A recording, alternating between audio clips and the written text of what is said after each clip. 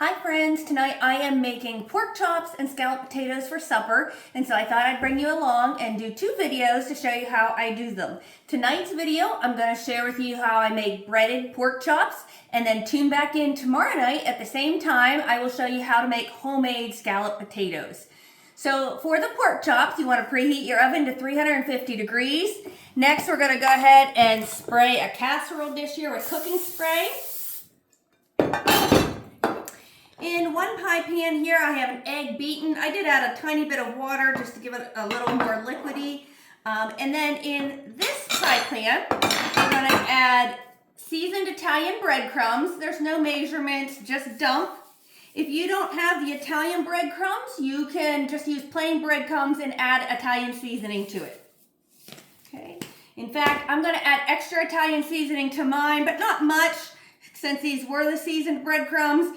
But again, if you don't have a seasoned breadcrumbs, just use plain breadcrumbs and add a lot of the Italian seasoning.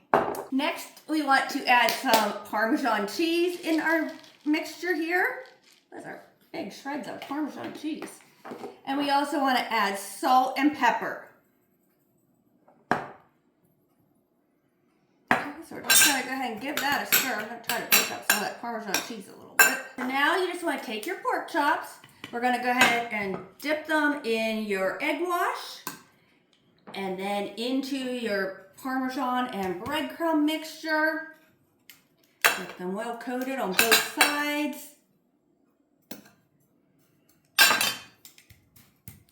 And then we're just going to go ahead and set that into our prepared pan.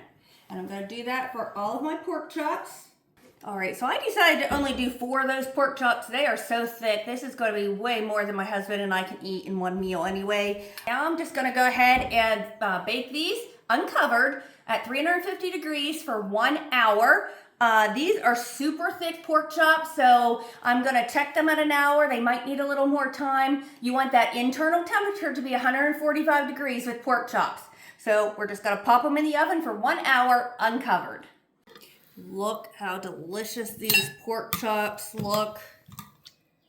So I had this in for just an hour and it was well over the 145 degrees. So look how beautiful those pork chops look. They smell delicious.